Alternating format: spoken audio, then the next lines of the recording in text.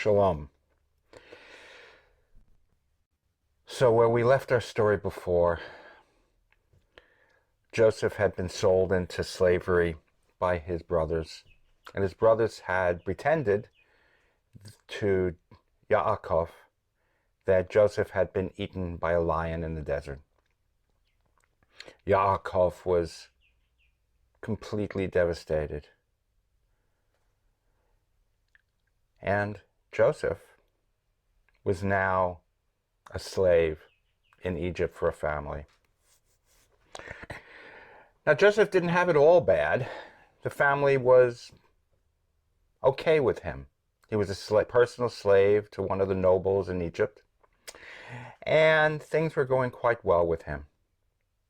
However,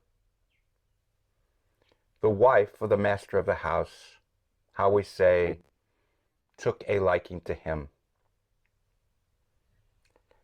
And the wife wanted Joseph to be romantically involved with her. And Joseph refused to do this. This enraged the wife to no end. And the harder she tried to win Joseph over, Joseph just continued to say no.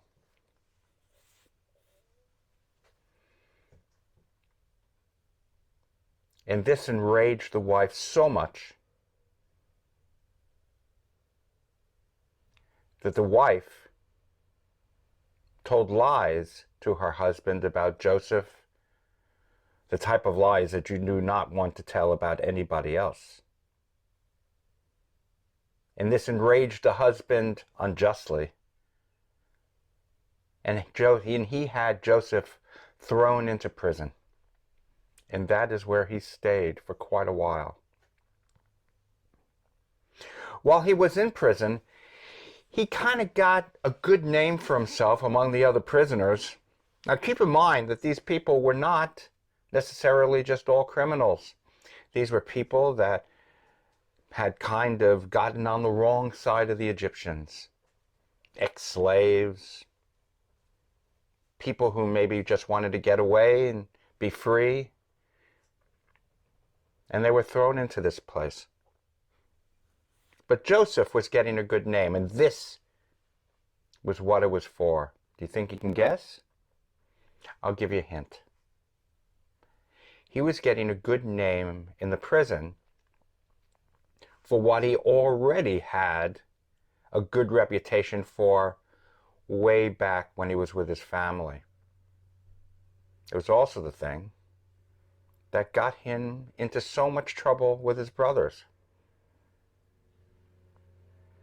You got it?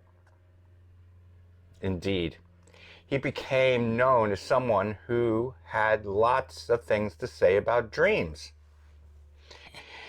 And all the other prisoners would come and they'd ask him, well, what does my dream mean? I don't know what is my dream? What is my dream? What is my dream? And Joseph would divine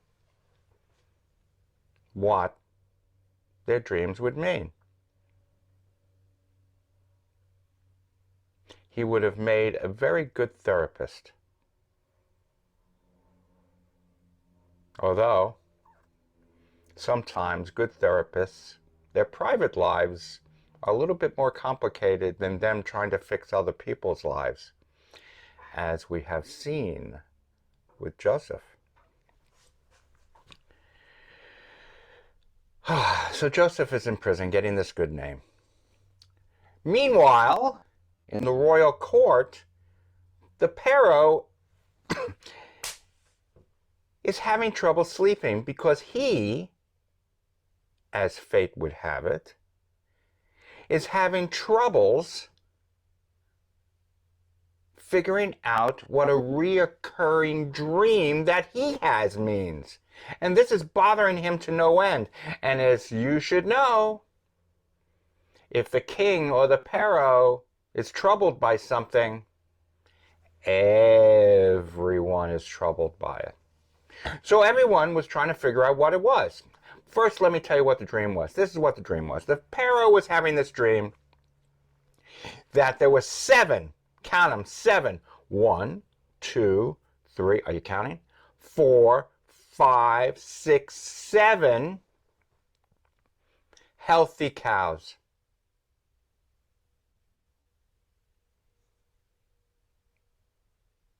And then there came along 7, count them again, 1, 2, 3, 4, 5, 6, 7 skinny, sickly cows.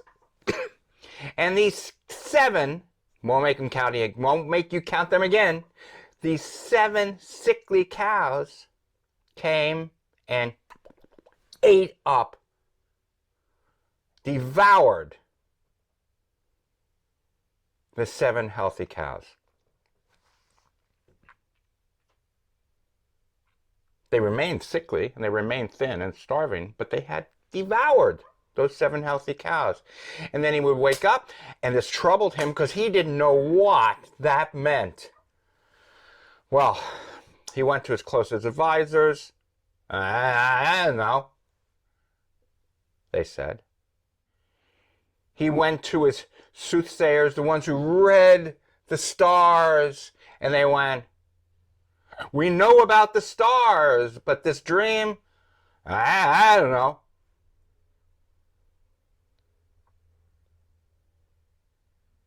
And he went to his lawyers, his scientists. He went to the barber down on the corner, because barbers always know. Because taxi drivers hadn't been invented yet. But barbers always knew what was going on. But even the barbers went, I don't know.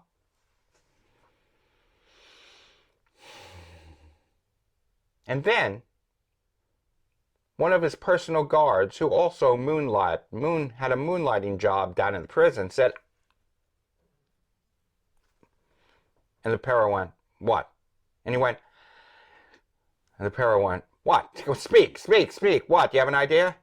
And he said, it's crazy, but there's this guy, this Hebrew guy, that's down in the prison. And the other prisoners say that that's the guy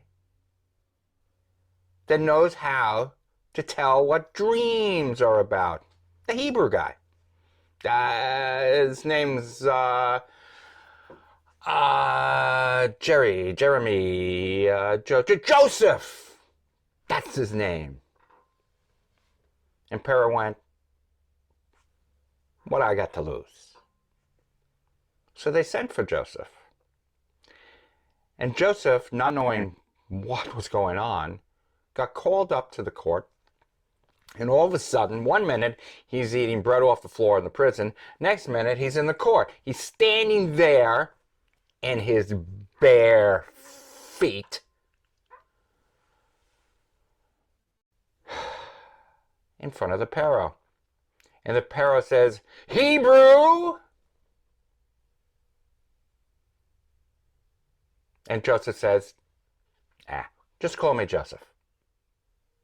And the Pharaoh went, Joseph, I have a dream, and no one here can figure this out. None of my people can do it. But my people say that your people, and you in particular, are good at this sort of thing. So, shall we give it a whirl? Joseph said, why not? Well, he told him the dream. 7 healthy cows. He did the counting, but I won't. 7 healthy cows are there. And 7 starving, thin, unhealthy cows come and eat the healthy cows. And then I'll wake up, don't know what it means. And Joseph, like any good counselor or therapist who gets paid by the hours, just stood there and kind of thought. And he thought, and he said, Your Excellency, let me think about this overnight. Let me sleep on it. And that's what he did. He went back to prison, slept, perhaps was visited by Hashem in his dreams. And the next morning he comes and talks to Pharaoh. And he says, Pharaoh, this is what I think your dream means. It's 7 healthy cows, and the 7 unhealthy cows comes and eats the healthy ones. This is what it means. It means that there will be 7 years of healthy rain and crops in the great land of Mitzrayim, Egypt. And there will be a plenty to eat and plenty for everyone to survive on. But then, after the 7 years of plenty of rain and crops, there will be 7 years of drought with no rain. And there will be famine, and that famine will overtake the healthy 7 years. Made sense. And Pharaoh thanked Joseph and said, stay there for a second. And Pharaoh, seeing this and actually being very wise, ended up going and saying, what should we do about this? And Joseph spoke up and said, Pharaoh, I am just a Hebrew, but please listen to me. This is what I think you should do. I think that during the 7 years of plenty, you should create storehouses where you can put your extra crops and they will remain safe and you can save them for when you need them. And then during the 7 years of drought, you can use those storehouses of crops and grains when you really need them. And indeed, that is what Pharaoh did. And the Mitzrayim was saved. And the Egyptian people did not starve. All because of Joseph the Hebrew and how he could interpret dreams. And as a reward for that, Pharaoh made Joseph a member of the court and a chief advisor. And then Joseph thought of his family. Shabbat Shalom.